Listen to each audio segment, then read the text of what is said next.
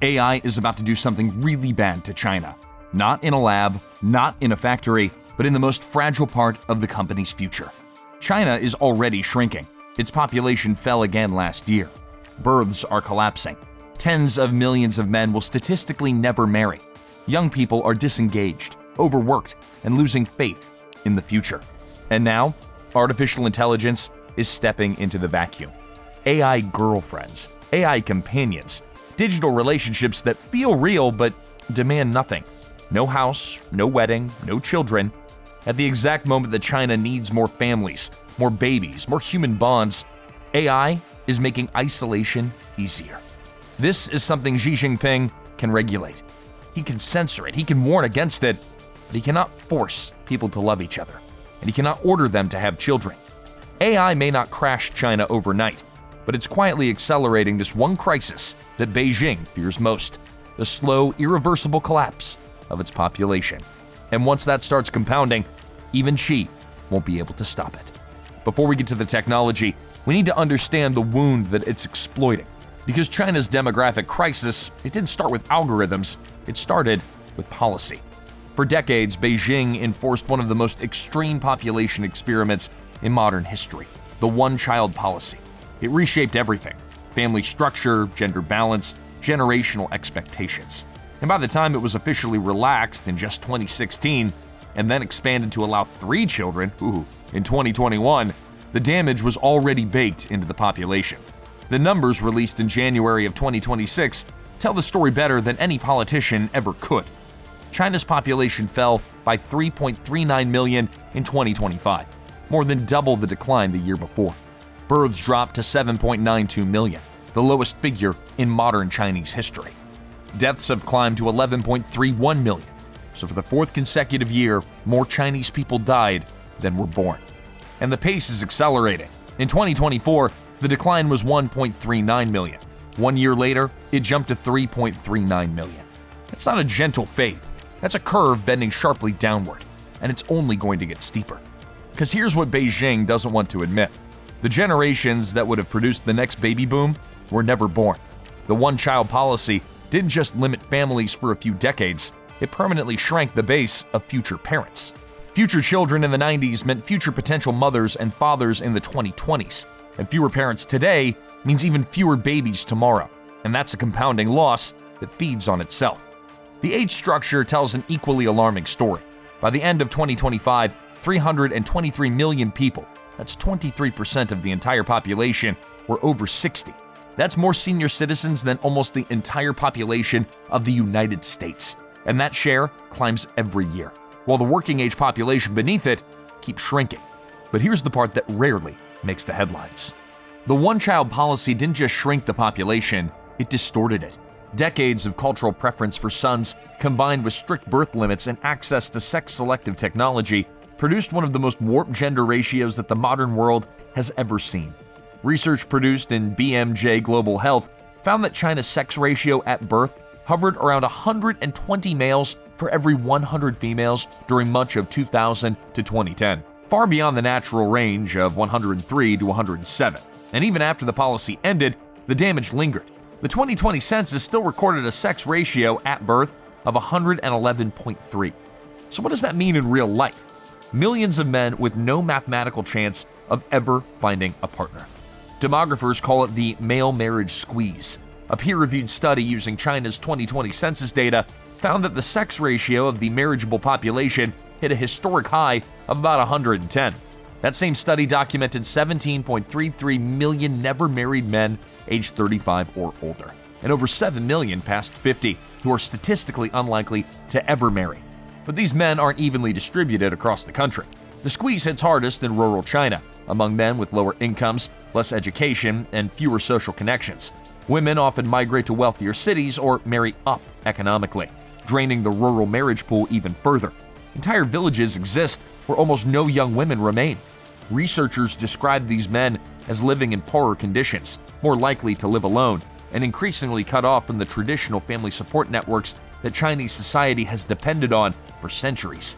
In a culture built around the family unit, where elderly parents expect sons to provide care, where social life revolves around kinship, these men exist in a kind of structural exile. no wife, no children, no one to grow old with, and no realistic prospect of that changing. And all of that was already happening before AI entered the picture. But the marriage squeeze is only half the crisis, because it's not just that millions of men can't find partners, it's that millions of women are actively choosing not to become one. And this is where the entire system begins to fracture. In 2024, marriage registrations in China fell to 6.1 million, a 20% plunge from the year before.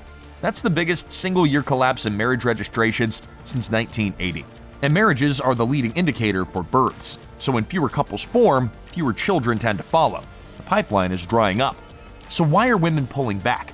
The reasons, well, they're structural, not cultural. Start with housing. Research using nationally representative data and a natural experiment tied to land policy has shown that rising housing prices directly delay marriage, and the effect is strongest for men, because home ownership is still widely treated as a prerequisite for marriage. In many Chinese cities, an apartment costs 30 to 50 times the average annual salary. If you can't afford the apartment, you don't get the wife. That's the unwritten contract, and it's pricing an entire generation out of family life. And then there's the career penalty. A study published in the Journal of Population Economics estimated that roughly 1/3 of working women in China leave the labor market in the year they give birth. And the negative impact of their earnings persists for more than 8 years. Provinces where that penalty grew the steepest also experienced the sharpest fertility declines. For millions of educated, ambitious Chinese women, having a child, it doesn't change your lifestyle, it threatens your entire economic trajectory. And when you look at how people actually spend their days, the retreat from real human connection becomes almost physical. China's National Time Use Survey, released in 2024, found that average daily time spent in face-to-face social communication was just 18 minutes. The average time on screens, meaning phones, apps, media, that's 5 hours and 37 minutes. 18 minutes of genuine human contact, 5.5 hours behind a screen. That's not a society built for romance. That's a society wired for substitution. And what stepped into that vacuum may be the most consequential innovation that China never planned for. Not because of what it does, but because of what it quietly replaces. AI companions. Not the crude chatbots of a decade ago. These are systems that are engineered from the ground up to simulate emotional presence. They remember your past conversations. They can detect your mood. They respond with warmth, patience, and consistency that no real partner can sustain around the clock. And unlike a real relationship, they never reject you. They never criticize. They never leave.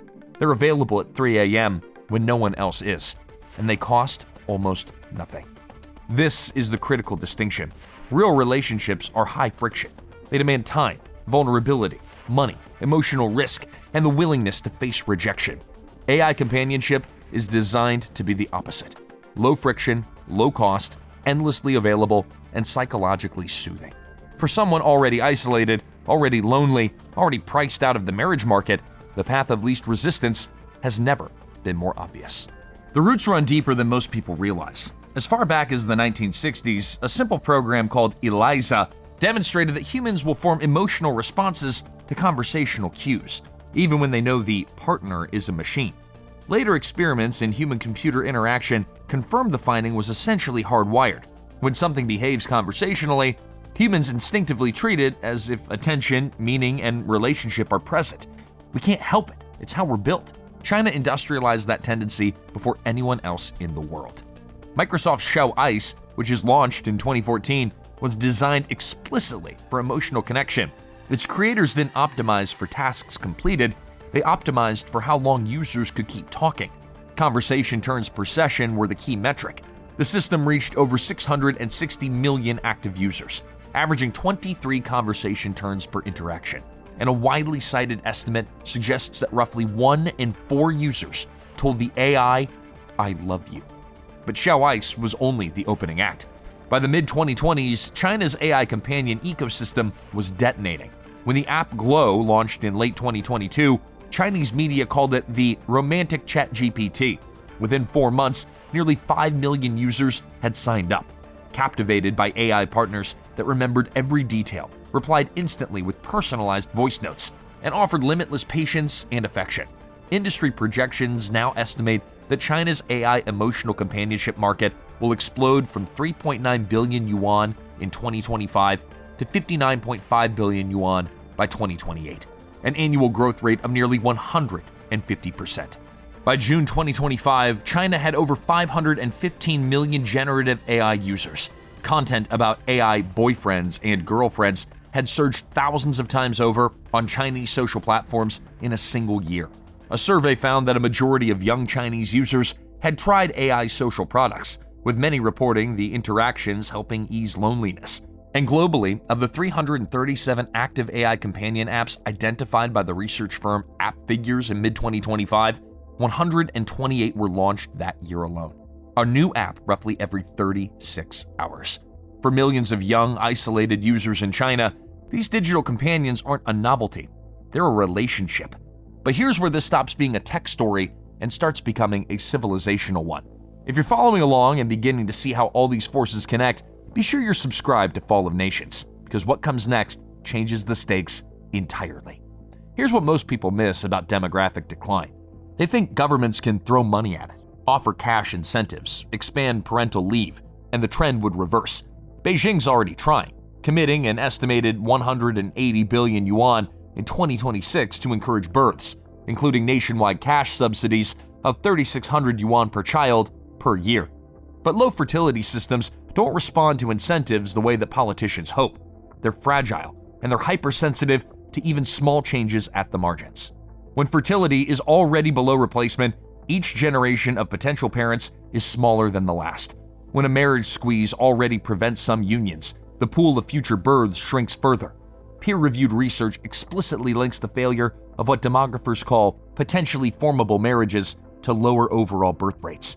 Every partnership that doesn't happen is a family that never forms, and children who are never born.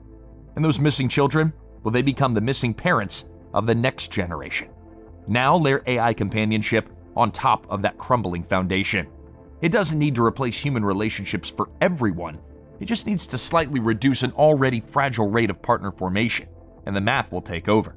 The first pathway is direct substitution among men already locked out of the marriage market. For the millions of rural bachelors facing a statistically closed door, AI companions offer an open one.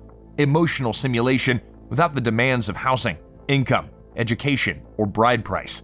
AI doesn't cause their exclusion, but it does make living with exclusion a lot easier and potentially permanent. The second pathway runs through the screen itself. When average daily screen time already dwarfs face-to-face social interaction by a ratio of nearly 20-1, AI companions slot seamlessly into existing habits. They turn passive scrolling into active relationship time, deepening emotional attachment to a device that was already consuming every waking hour. The third pathway strikes from the other direction entirely. If women continue delaying marriage because the economic costs are too brutal, and if men increasingly satisfy emotional needs through zero-friction AI partners, well, the matching function of China's entire marriage market will weaken from both sides simultaneously. The squeeze will tighten from every angle. None of these effects need to be massive in any single year. They just need to compound. And in a population of 1.4 billion, even marginal shifts can produce enormous downstream consequences.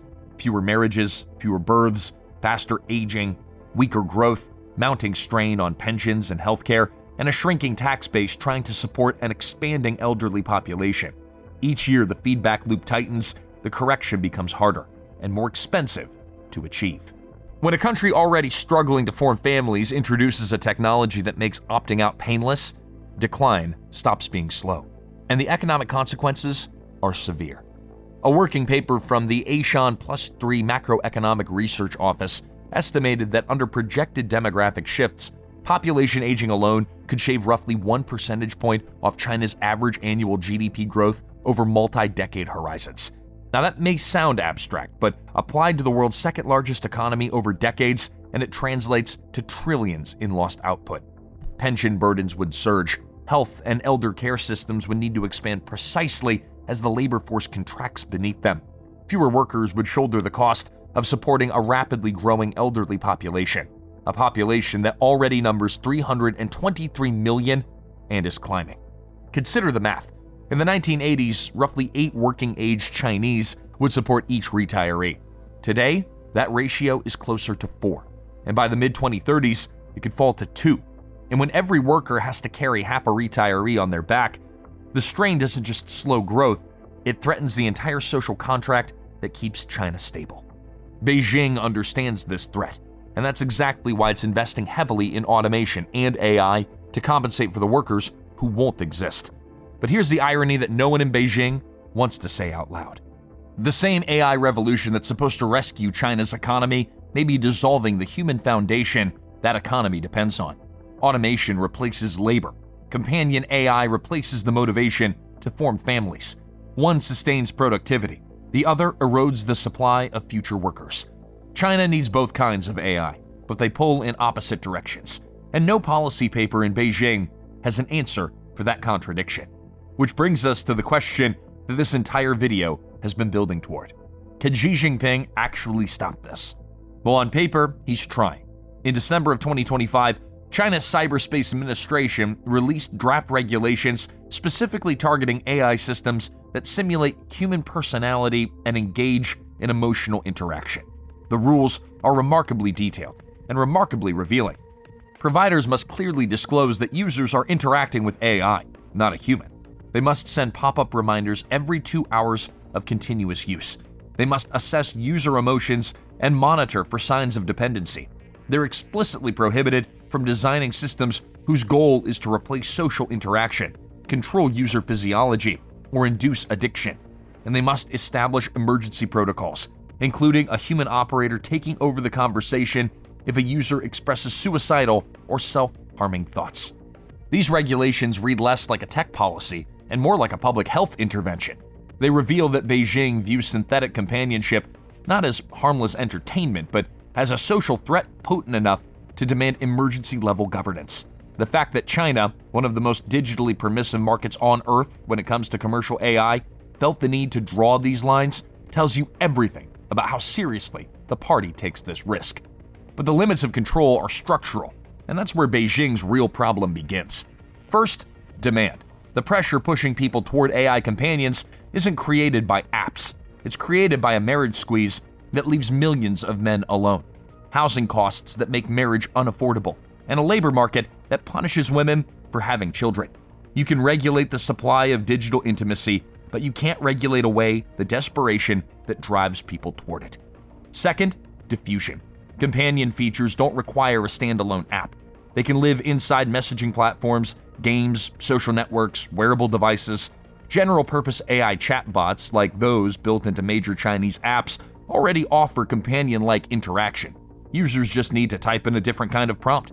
You could shut down a dedicated AI girlfriend product, but you can't stop companionship functions from appearing everywhere else. The category expands faster than any bureaucracy can define it. By the time regulators draft a rule, developers have already found 3 ways around it. And third, commercial incentives.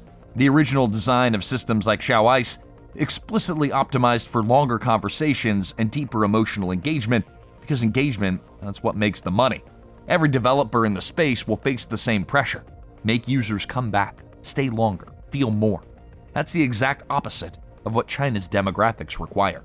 Xi can regulate apps, he can censor platforms, he can issue directives and draft new laws, but he can't command desire. He can't legislate attraction, and he can't force 1.4 billion people to want children that they've already decided not to have. And behind all of it looms the most unforgiving force of all: demographic inertia. Even if every single policy changed tomorrow, even if housing became affordable overnight, childcare became free, and every AI companion vanished from every phone in China, the parent cohort is already shrinking. The women who would have been born under a balanced sex ratio were never born. The marriages that should have happened last decade didn't. The babies that would have come from those families will never exist. Demography doesn't collapse with a bang. It tightens, quietly, relentlessly. And every year, the corridor gets narrower. The window for reversal shrinks. The math gets harder. Solutions get more expensive. And the generation that could have turned things around, the one that was supposed to be born, supposed to grow up, supposed to start families of their own, that's simply not there. In the narrowing corridor, a technology that replaces the hardest human bonds with an endlessly patient, endlessly available simulation feels like relief to the individual, and it looks like catastrophe for a nation. AI may not destroy China in one dramatic moment, but it may do something far more devastating. quietly accelerate a decline that was already locked in. And this time, even she can't stop it. So what do you think? Is synthetic intimacy a genuine threat to China's future, or just a distraction for deeper structural failures? Can any government truly regulate loneliness? Well, let us know in the comments, and if you want to understand how hidden forces shape the fate of nations, subscribe to Fall of Nations, because this story is far from over.